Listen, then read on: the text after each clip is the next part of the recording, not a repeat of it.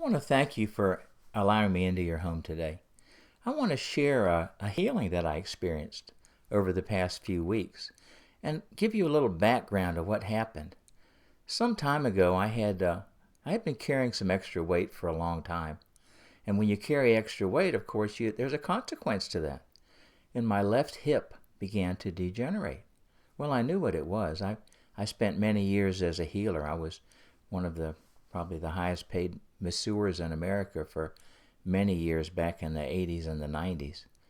And so I knew what it was. And every so often, I would stand up and there'd be an excruciating pain in my hip, enough that it would drop me. And, I didn't really want to keep it, but I really didn't want to go to man's way to try to get rid of it. I had an older brother who had a hip replaced. I had a lot of friends that had hip and knee replacements. And most of them for the same reason that mine was, they had too much extra weight. And whose fault is that? It's not God's fault. It's our own fault. We're responsible to take care of our own bodies. Well, some time ago, I recalled some amazing things that happened in California, in Los Angeles, back in the early 1900s.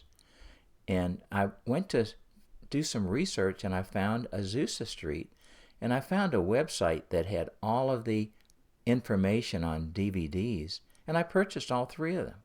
And I went to studying what went on at Azusa Street, and here's the story. There was a young black man, and his name was Seymour, and he had become baptized in the Holy Spirit and started speaking in tongues. And he went out to California, and he started sharing that.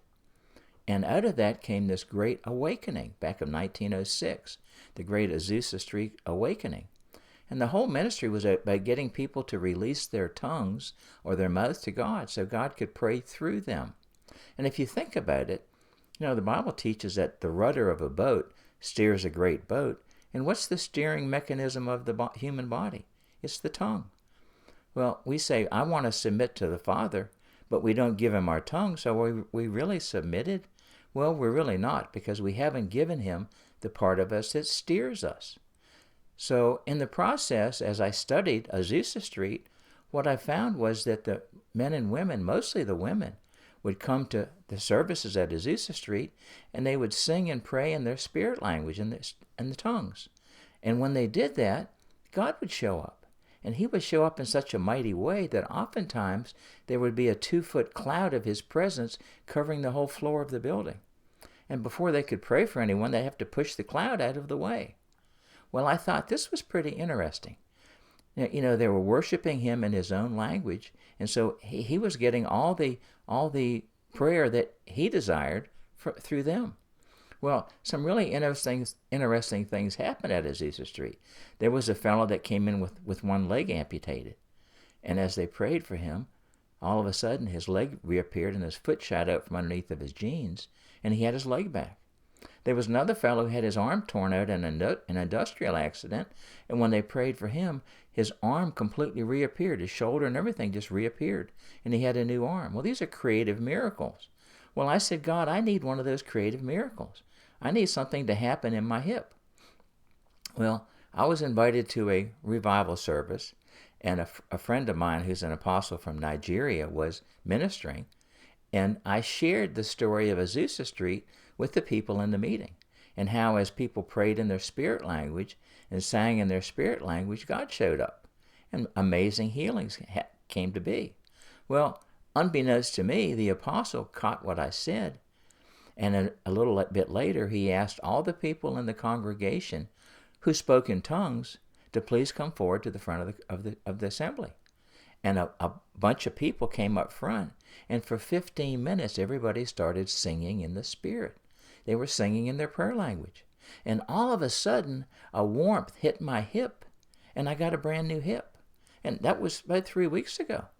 Well, when I got home, I said, Father, what do I need to learn from this? And he told me something, and I'm going to give it to you. It's probably the most valuable thing that I've ever heard about healing. He said, son, healing only comes in my presence. Healing only comes in my presence. And when the people in that congregation sang in the Spirit, guess what happened? God showed up. And when God showed up, healing came. Well, I'm sharing that with you because I really want you to get the same thing that I got. Whatever it is that you need in the way of healing, I want you to receive it. Now, I was looking in the book of Chronicles and the 6th chapter about this King Asa. And King Asa had a problem with his foot. Apparently, it was a very infected problem. And I mean, it could have been gangrene or something. I have no idea what it was. But anyway, it was a problem that was giving him great distress. But instead of running to God, he ran to the physicians. And 2 years later, he was a dead man. Well, here's what I'm going to share with you. You have to get into the presence of the Father to be healed. You can pray for anything you want to, but he said, and this is what he said to me, and he said it to me clearly, healing only comes in my presence. So this is the importance of praying in the Spirit. So if you don't pray in the Spirit, I would love to have you have that gift. Now, if you'll go to this website, drpatricia.com, and go to her teachings, she'll take you right through to the immersion in Holy Spirit with the manifestation of speaking in tongues. And why is this important? Well, it's important because if you want to be whole and healed, you need to get into the presence of the Father. Now, if you don't know the Father, allow me to share this with you. The Father loves you so much that he sent his Son to pay the debt for all the wrongs you've ever done. And all you have to do is ask for forgiveness. You have to ask for forgiveness. You say, Father, in the name of your Son, Jesus or Yeshua, forgive me for all the wrongs I've ever done. And I would like to give my life to you and serve you from this day forward. And if you'll do that, there's another step. And now you say, Yeshua, Jesus, I would like you to immerse me or baptize me in Holy Spirit. And when Yeshua baptizes you in Holy Spirit, then one of the manifestations is speaking in your own spirit language. And so if you'll go through the videos on drpatricia.com, how to be baptized in the Holy Spirit, you'll learn these things. Now, if there's anything that we can do for you, obviously we want to do it because you're important to us and you're super important to our Father. So get your healing.